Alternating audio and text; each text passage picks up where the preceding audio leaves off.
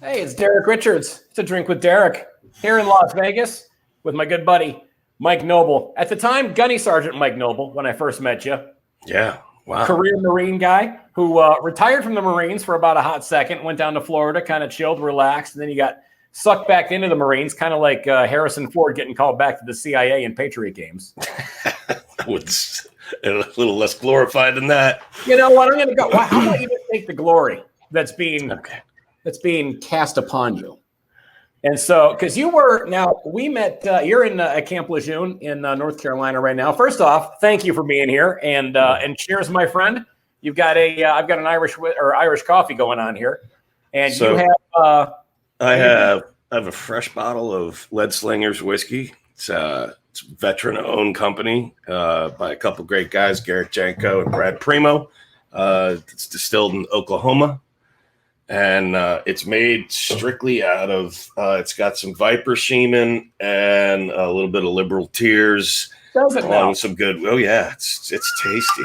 I did not know that was the secret ingredient in American whiskey. You just walk by one of these protests, and after they get run over by a cop car, you just put it right under them, and it just squeezes right out. Which is why I love you. The conversations that you and I have, I'm surprised that we have not been put on some watch list for the inappropriate shit that we have said. But man, it's so good. It's so good to see you. It's always great to catch up. We had talked on the phone about a week ago. Yeah, and had a chance to catch up on some stories, and we met. So random too. It was like, wow, Derek Richards. Wow, it's awesome. It was great. Well, we're going back because we met back in 2004 in North Africa when I was doing some shows for Armed Forces Entertainment, and in Djibouti, which people always laugh at the name of that country. Yeah, I still have some great pictures from some classic. Before we get into this, though, let me ask you a question. As how many years now in the Marines? I ended up doing like 25 years, 9 months. 18 days, something like that, roughly. And then I was retired for 2 years, and I'm a contractor now, but I work with people that I've known for 30 years, so it's great. Oh, nice. Well, that's super cool. So you obviously know where all the missile silos are here in Nevada.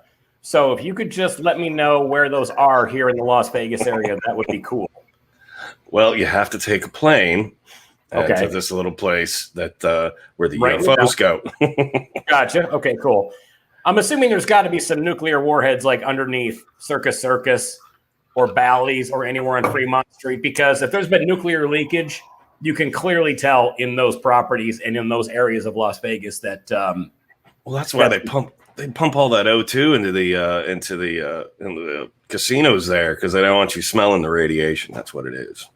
See, I didn't know that. I knew this would be a valuable conversation. Also, Area 51, how many aliens do we currently have captured there right now? 13 and a half. 13 and a half? Yeah, it just won't die.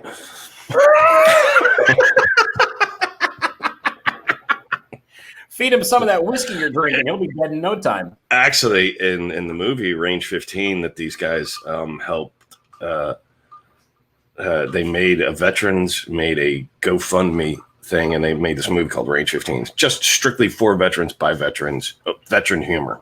And in the premise in the movie is that you smash a little lead slingers together with some Killcliff, and it cures the zombie out of them.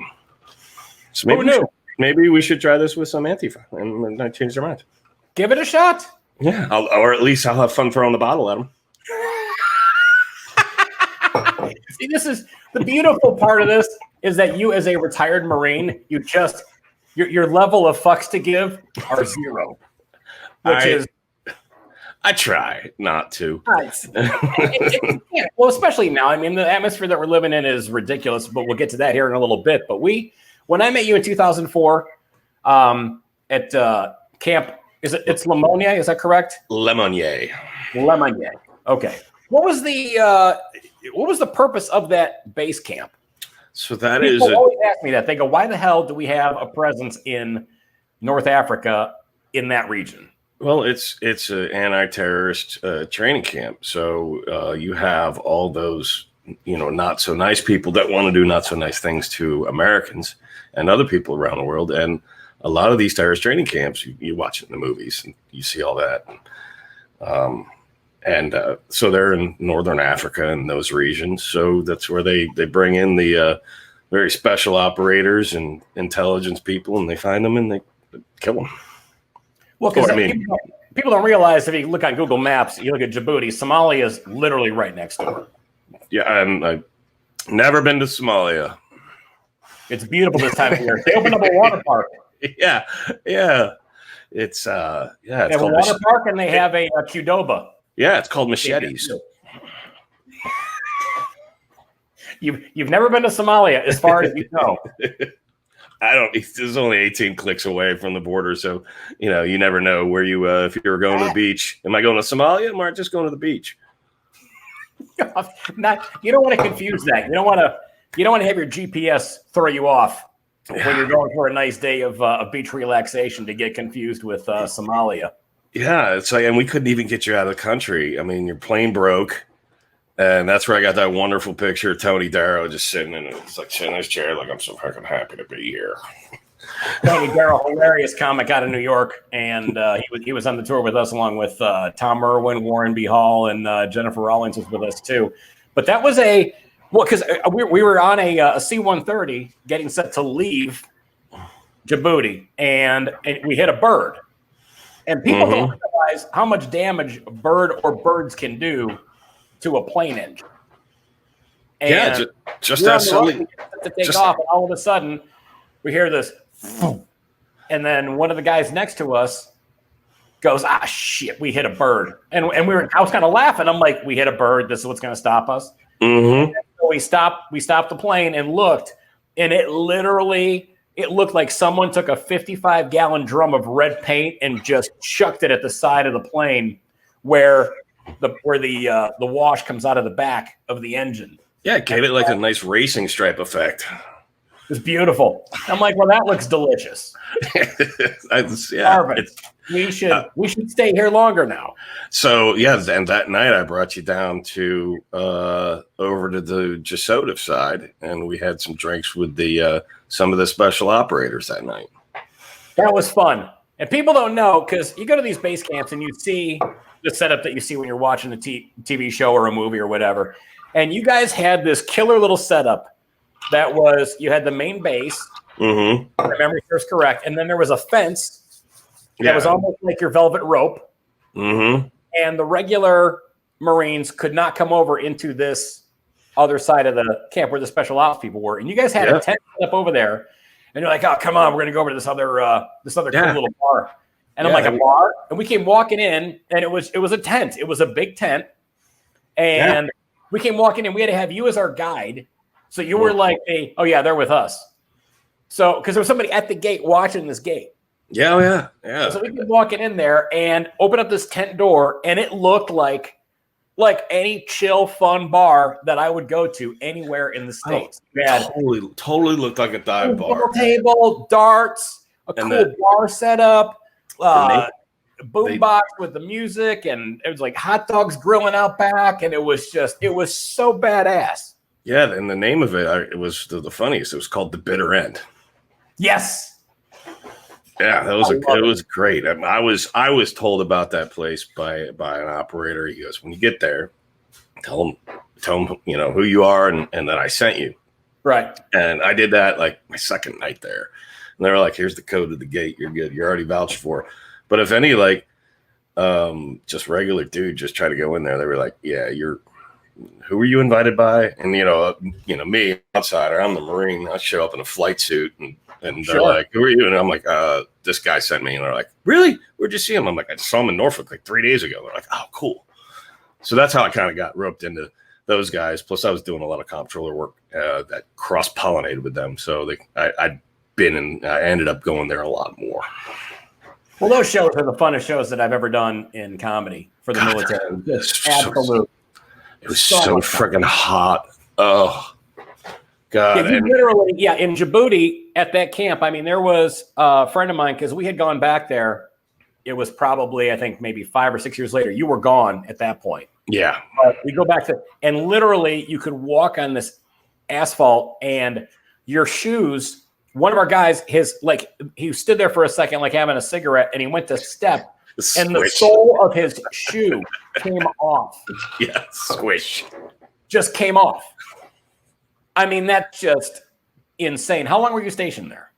I was only there for 7 months. I was just doing an individual rotation. I was stationed up in Norfolk, and when you have all these deployments going on, you had Iraq, and then Afghanistan was just starting to ramp up, and so then they need all these individual augments in all these different places to perform all these duties, and so it was my turn that time, and ended up being my turn a few more times after that, but that was just for Djibouti. But I tell you, it was different. It was definitely different. I saw one of the guys I work with now. He was there in 2007, and you could still see my tent. It was like a green tent in a row of like tan ones. Now it's all like they have barracks and they have container living units, like those trailers. It's a completely they're all fancy now. Oh yeah. And it was like, man, creature comforts. I remember my tent was D27 West. It was like, because I just remember, and it was great. And then it was time to get the frig out of there. Oh yeah. What was your role when you had enlisted in the Marines? What did you want to do, and then what did you end up doing? What I want to do? Oh God, I wanted to be so many different things. So I mean, I don't know if because when you retired, you're now king of the Marines, aren't you? Aren't you like the emperor? No. Don't the Marines have an emperor or something like that? You should. But I did have dinner 2 weeks ago with one of the former sergeant majors of the Marine Corps, or sergeants major of the Marine Corps, a guy named Mike Barrett. He runs our scholarship foundation for Selke Consulting, which is the company I work for. And we run a scholarship foundation, and it's named after one of our guys that we lost, a Mass Art named Scott Pruitt. So I just happened to be at this Marine Corps Association dinner, and I see him, and I'm like, oh, I know that guy. And, of course, I had to take off my mask. And then he saw my Selke pin, and he was like, wait a minute, we work for Chad. And I was like, wait a minute, you know me. And he was like, holy. And then he remembered, he was like, wow, yeah. So we'd run into each other a few times. And so it was great. It was that would be one of those guys who's the emperor of the Marine Corps. So now, what did you want to do when you joined the Marines? And then what did they end up looking at you and said, you know what? Yeah, you can do this, or no, we think you'll be better suited for this. I tell you, I didn't know what I wanted to do. And, there was only so many things I could do. I had a great option. You could be intel, you could be all this. I mean, I was okay educated. And so, I mean, I could probably done anything. And then for some reason it was supply and fiscal and whatever. And the fiscal, like, well, you work with money and you work with hundreds of millions of dollars and what this translates to in later life. And I was like, okay, yeah, I'm still 18, still dumb, and didn't know what I wanted to do. So, I mean, I kept with that for a while, and ended up doing those weird things like they send you on recruiting duty, and that was still, let's see, recruiting duty was before I went to Djibouti. So I was in upstate New York, Cortland, New York, where my dad went to college. I literally, I won't make it a long story, but give you an idea. I did an interview of a kid trying to get him to join the Marine Corps while he was milking a fucking cow. Sweet. Yeah. That Wow. pretty much summed up that area of upstate New York. So, in all farm country. And then, I ended up, I finished the recruiting, went to Norfolk, and then ended up going to like Cherry Point, the air station, and then I deployed to Fallujah. So I'm starting to get a little bit more experience in not just what I was doing. I was a recruiter. Then I became a Marine Combat Instructor of Water Survival and kept that qualification up for like 16 years. And for water survival, which involved if you go overboard, you're training for like special ops? What's that all about? This is the basic water survival level that every Marine has to have. It's teaching them how to float with take your blouse, your uniform shirt, right, fill it up with air and float with it. Teaching them how to use their packs as floats, teach them how to waterproof stuff. But when you go through the instructor course, it's pretty much, yep, swim till you puke and then swim some more. And then, by the way, we're going to have a guy at the bottom of the pool. He's going to be trying to pull you under, things like that. It's, so. That sounds like a blast. Oh, man, it was. And the guy that actually put me through it in 1996, he retired as a master guns in the Marine Corps, and he lives right here in Jacksonville. I haven't seen him yet because I haven't saved enough spit up.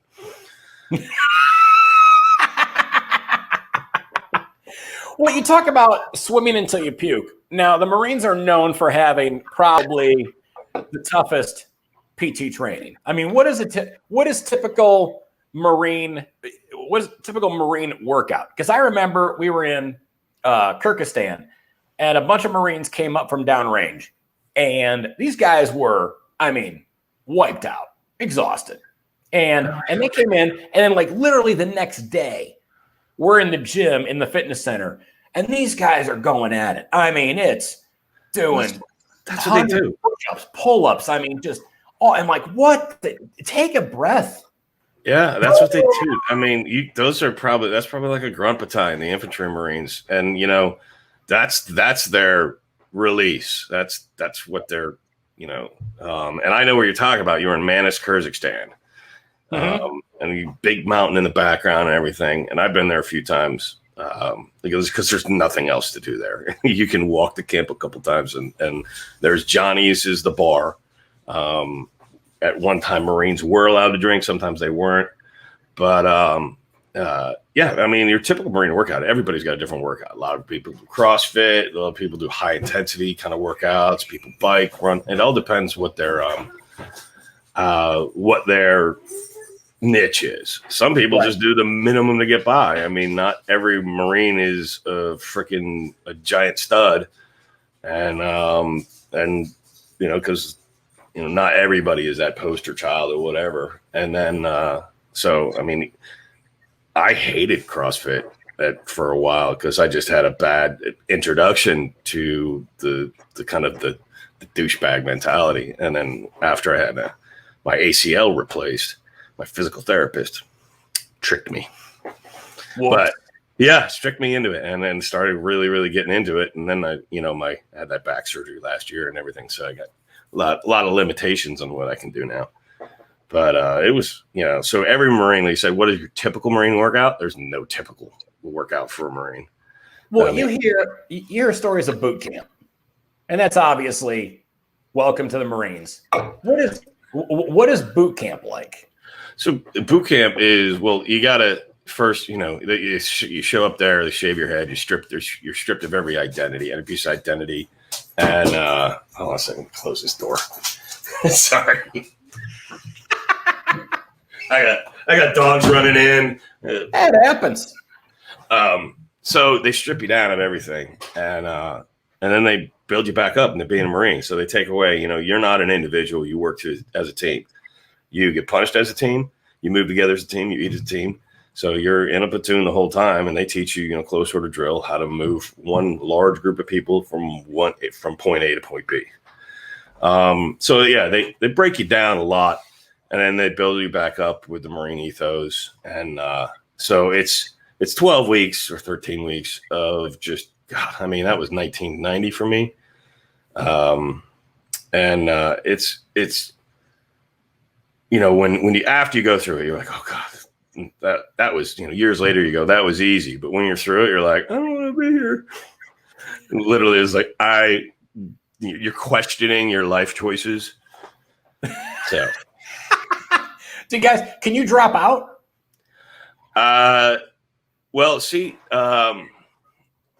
In Marine boot camp, they give you, you can't just go, I quit. They're like, right. You sign a contract and the government has your ass. They want you. Right. Whereas officers candidate school, when you're trying to be an officer, whereas they're trying to weed you out. They have their peer reviews and whatever, and they will at each phase go, you know what, you're just not officer material.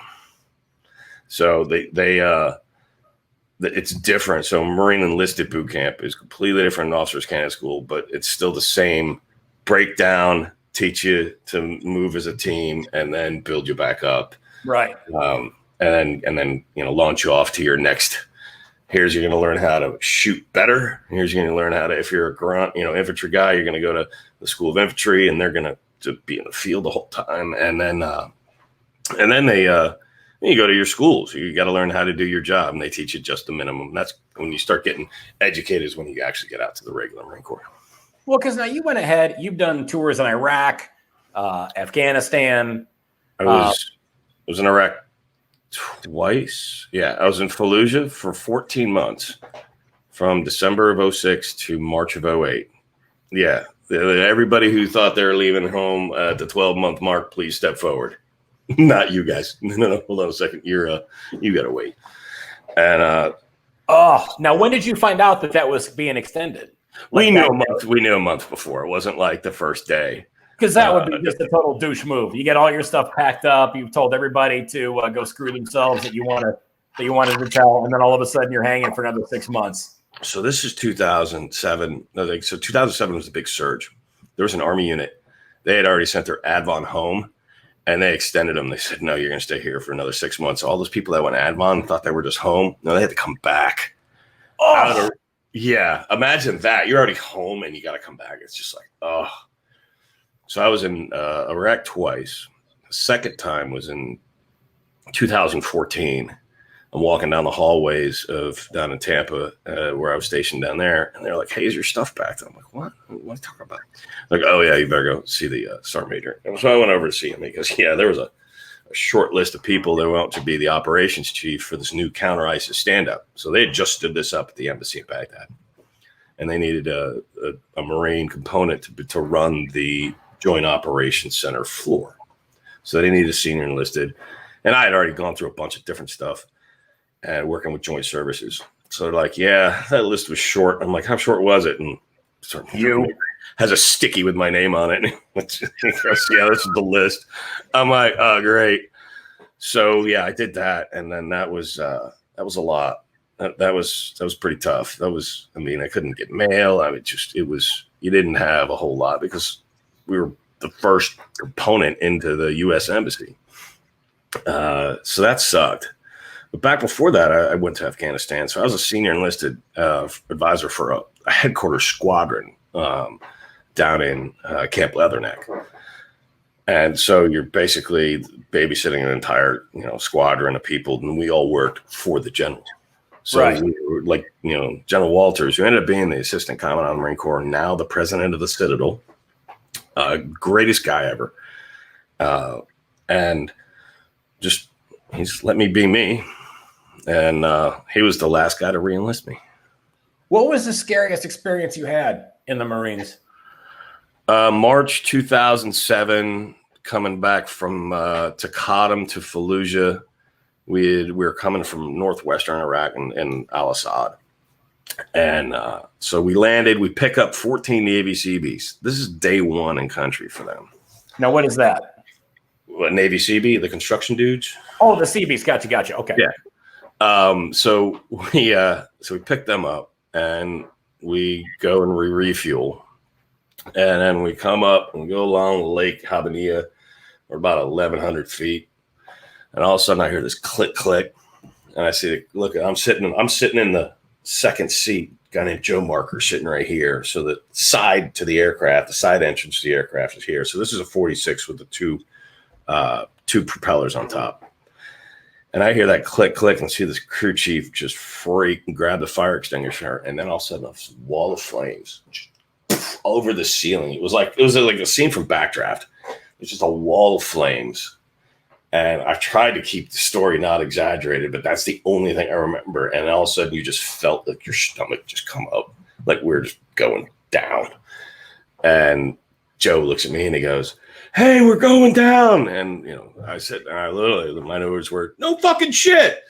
And I'm hanging on to my backpack like that's going to do anything.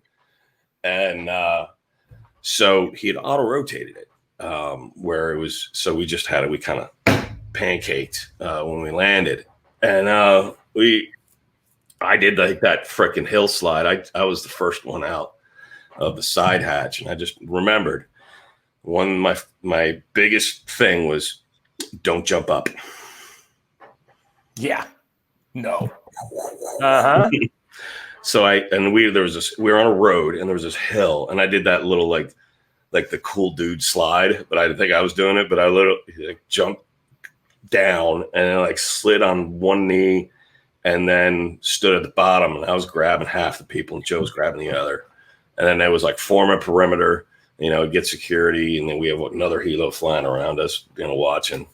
And so that was pretty hairy. I mean, we had sat there for a little while and we formed a security perimeter and we put all these guys out. It's just like day one for them. So they're like literally not feeling well. So I'm like, well, anybody comes up this way and they don't identify themselves, you fucking shoot them in the face twice. And he goes, what if they come from behind? And I said, that's me. Don't shoot me in the face.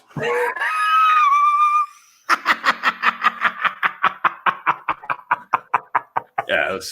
So that was probably the scariest thing. And I remember calling, getting back the next day. And we got back to Fallujah that night. Went into work the next day and they're like, man, you guys got in last night. You guys got in a little late. What happened? I'm like, fuck you.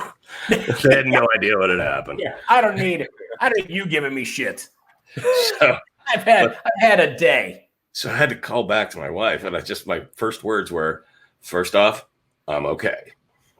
Second was, I almost died in a helicopter last night. God. Yeah. Now, they talk about stuff happening right now with troop withdrawal. That seems to be a big conversation.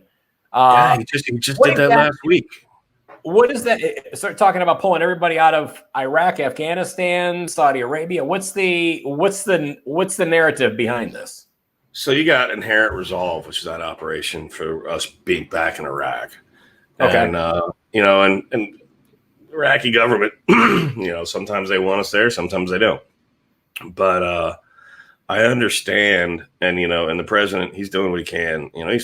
He's fighting more wars than we've been in the last 50 years. I mean, that guy's got. It's thank God he doesn't drink. I mean, wow. Some of the tweets he sends out, you're like, and that guy doesn't drink, huh?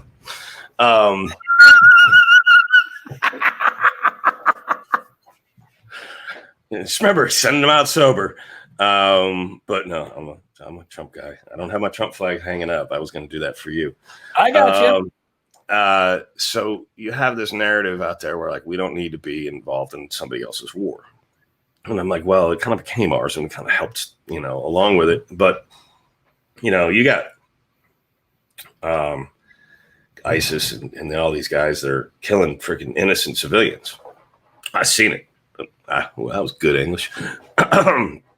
I've seen it on camera where people just getting executed. And that's as far as I'll go with that. But there's bad people out there that their beliefs differ from others. So we're there trying to help the Iraqis get become more self-sustaining with the Iraqi army and Air Force and all that. But I'm all for hey, these guys we've been rotating these guys in and out in different places, from Baghdad to Erbil and all that. And so maybe it's time to come home a little bit.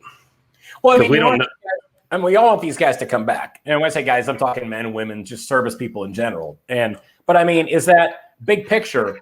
Is that are we bailing on the Iraqis in helping them out, or is this something where the Iraqis are like, yeah, we're done with you guys, and we're like, okay, cool, we're done being here? Yeah, pretty much. It's like they don't want us there, and they want to broker their own peace deals. And again, I'm not the end-all be-all authority on it, but that's just my opinion. And I think it's time to move on because we also have threats on different fronts. Russia's been ramping up and doing some not so nice stuff, and now we just brokered these peace deals between Bahrain and Israel and UAE. So that's another huge deal. But then we also have the threat from China. So we're trying to, we have to be prepared for the war, another conflict on all fronts in different regions. So is it more just allocating just people to different, it's like, okay, cool. The benefit of this is that we're getting these guys out of Iraq, but the reason we're getting them out of Iraq is because we need to have help with potentially something with Russia, something with China, something with whoever else wants to, like you say, do some not so nice things. Yeah, Marine Corps, we just got rid of all our tanks. We got rid of them. Like, on eBay? What'd you do? Would you put it on Craigslist? Worse, the National Guard. You just low miles. Yeah, hey, low mileage vehicle. Hey, Army, do you guys want these things? We'll give you a deal. Put it on Carvana, and they just bring the tank to you, and you can test drive it for 10 days. And it's not far from that. They had a big ceremony here for the deactivation here on Camp Lejeune, 2nd Tank Battalion. I mean, it's been around forever. And there they had a deactivation, and there they are on train cars. Why? Why'd they get rid of them? Because they're hard to move around. They're not practical in anything outside of a desert or because I mean, look, in Red Dawn, they did so well, and the tanks did so well in Red Dawn, right? Yes. I mean, Wolverines kicked their ass. Of course. So they're not good in, like, say, places like China and Korea and things like that. Okay. So and there's also reallocating monetary resources to bring up our cyber technology and things like that. So it's reallocating. We're spending a couple million on here, and we could be spending a couple more on cyber defense and things like that. Plus, they're not really fuel efficient. I mean, you need to, if you had like an Elon Musk where you could like plug your tank in. Yeah, you know what? And that would have been if Elon Musk had been around just a few more years before. I mean, Space Force. Come on, he exactly. He brought his rocket brought up the 2 astronauts up there to the International Space Station, brought them back down, and it's reusable. I sat here in my garage and I watched that first launch, and it was just amazing. You sit there and you watch a rocket just land just right back down right where it came from. Speaking of right back where it came from. There you go. Hey, now, let me ask you this. Because the troop withdrawal coming out of Iraq, do our other allies in that region, are they concerned? See, I don't know. I don't on the pull out of their backyard. I don't know on the global thing of who else we have over there. So, and again, I've been disconnected. So I just came back to the Marine Corps side. So, in April. So, I was working for Naval Special Warfare for the last 3 years. Right. So coming over to this, as you get to start seeing, we're going to Norway a lot. We're doing all this stuff. So there's definitely some things happening. I just can't put my finger on it. And even if I did know, I probably can't talk about it. So I totally understand. Well, now let me ask you this. They talk about sending the military to cities like Portland. Now, there's a big difference between when the National Guard is called into a situation versus the military.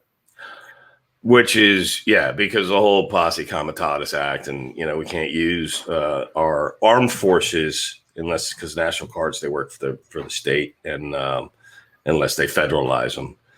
And then, so the last time that they used, say, Marines in that kind of situation was back in the LA riots. And when these guys start seeing, LAVs rolling, these armored vehicles rolling down the streets in Compton, whatever, they start thinking twice, kind of like, maybe this is not such a great idea. But nowadays, we didn't have social media back then. Right. And social media can make people, the smart people, dumb by making them believe things that aren't even true. And so you have a lot of bad actors out there. And if, people think that this is 100%, when this whole George Floyd thing came, it came at probably the worst part of time in America. And this is my opinion. Mm-hmm. And because you've had people cooped up for 3 months, you've been telling them what to do, what to wear, where to go, whatever. And then you have an incident like that. And it could have been anything. It didn't have to be, George Floyd. It didn't have to be him. It could have been anything. Right. And it's just going to set people off. And I just needed that igniting of that spark because I mean, if the powder keg is there. If Trayvon Martin, if there had been a Trayvon Martin type situation at that same time, it would have been the same thing. Right. George Zimmerman's head would be on a pike. Mm-hmm. So what to do, and there's a lot of what to do, but there's two different things. There's the race education in America right now, and then there's a lot of that still needs to be addressed. Then there's these assholes that have nothing better to do. They're getting free government money, or mommy and daddies, precious little snowflakes, as I like to call them. Mm-hmm. And they have nothing better to do. They're like, hey, let's go out and riot for 100 days straight, and then everybody wants to point the finger at the police. Well, yeah, exactly. I mean, and I think if you talk to most black people, they don't want these, dipshit white suburban kids coming in that are that are there just to screw things up. Yeah, they're just they're the bad actors. They're opportunists. They're just looking to be assholes. And I'm sure the black people are going, hey, we've got this. Yeah, and I agree. You know what? We can fight our own battles. We don't need you dipshits coming in here and making things worse. Exactly, and that's exactly. So I mean, I totally agree, but I'm also like, just stay out of my backyard or stay out of my front yard. Either way, because if you step on my driveway, I'm going to shoot you in the face. Mm-hmm. And my neighbor will shoot you in the face. Well, I think you get a lot of those. You have a lot of people that that believe that believe just listen, mind your own business, take care of your own stuff, and everything's going to be fine. When you start poking your nose in other people's business and other people's issues, that's when you end up having problems escalate. Yeah. So I mean, I believe, and there's some people that are like, well, COVID's going to go away after the election. That's what you hear. You believe, and then, also you have, Trump's also, he's winning things left and right. He came out and said, if I am reelected, all this tax deferment thing that's happening, he's going to forgive it for all DOD and DOD civilians. Okay. So again, what do you? So when you're talking tax deferment for DOD and DOD civilians, what is it? You're talking. What is this whole tax deferment thing right now? Right. The payroll, the tax cut, the payroll tax thing. Yes. Yeah. So that's going from like now until December 31st, but they're going to get their money. If you make under $99,000 a year, they're going to get their money, and that's going to start from January until April. But Trump said, he quoted, he said, if I'm reelected, I'm going to forgive that debt for all active duty and DOD civilians. Okay. So no, you mean I'm not going to have to pay back and depending on how much you make, it's a few $100s a month. Sure. So, anywhere from $2,000 to $4,000 that you don't have to pay back. Yeah. Cool. Yeah. Don't give me a stimulus check again, please. I don't need it. Some people do. I don't need it. I'm just going to send that in to pay my taxes with. So I'm just going to mail it right back to you. True. What is your and you and I have had multiple times of hanging out together and acting like drunken fools. Back when you were in the when you were in, whether you're overseas or whatever, what's your best drinking story that you can share that you recall? Oh shit. Oh God, what's his name? Mark. The Schmozno guys we're talking about. Who's that?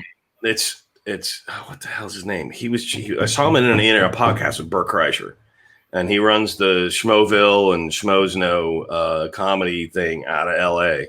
Okay. And he actually knows you. One of them knows you. And I'm at an airport, and I'm at an Outback Steakhouse. And by the way, I'm on my way back to Iraq. So I'm at the Outback in the Cincinnati airport, which is in Kentucky. Yes. And this Outback does not serve Jim Beam. I'm like, you're like 10 miles from where they make it. How do you not? It's just, I can see it. I can see it from here. So I start drinking, and we just start having a hoot with these guys, and I'm just hanging out. And I get on the plane. They put me in first class. And that, I don't know if you've ever been on a first class on an overseas flight, but I was going from here from Cincinnati to Amsterdam, and they just parked the liquor cart right beside you. And I just more liquor.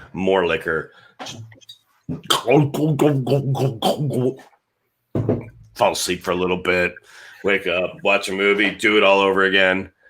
So we get to Amsterdam, and I'm like, man, I'm kind of fucked up. So walk around, I'm kind of drooped around the Amsterdam airport, and then have to get on a flight that is cigarette filled from Amsterdam to Kuwait. Because you imagine, I'm like, yeah. It smelled like I don't know, like curry. Well, it smells like curry and a VFW lodge from back in the 80s, where there's like no ventilation. So I get to Kuwait, and I don't have much gear because I was just coming off of R&R, and I get to Kuwait, and it's 119 degrees outside, and I get there, and I'm like, man, I'm kind of fucked up. And this is an experience I only had with myself. Like, I've had plenty of drinking times with people and hanging out, and over the years, meeting up with you at the Comedy Club in Florida, Kinston. Oh yeah, that place. Yeah. And then your boy's bar, your buddy's bar down in Palm Harbor. Yes, Palm Harbor, Florida. Oh yeah. So all those have just been fun, but you figure out the one thing that kind of stuck out, or like that's one of the funnier ones. And then my next go around, when the next people that came to Djibouti, when PJ Walsh was great guy. And that was a definition, but you could see how hot it was, because I still have these pictures. Like, he's up on stage, he's just drenched, and that's when you could really tell. But yeah, no, I don't have a single exciting stupid drinking story. I get already I can't find out why I pissed in the sock drawer last night, but that's yeah, yeah, we all have those stories.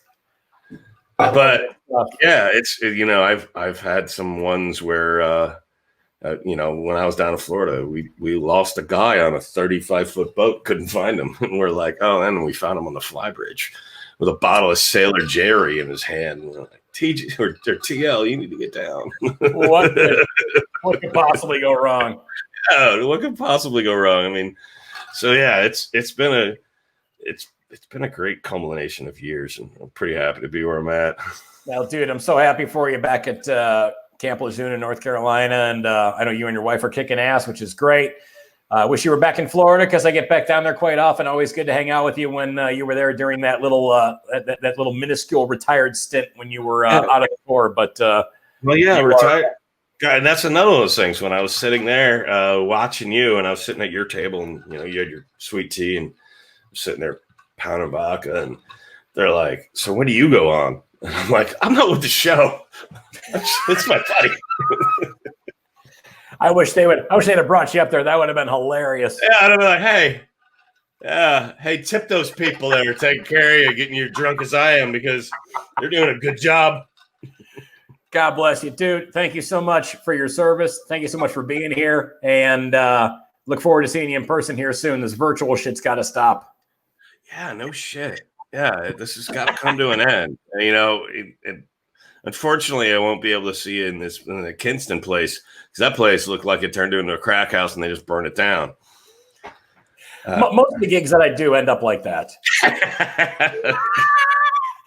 Dude, you're awesome, man. Thanks so much for being here, man. I appreciate it big time. Hey, I'll catch back up with you here shortly. Absolutely.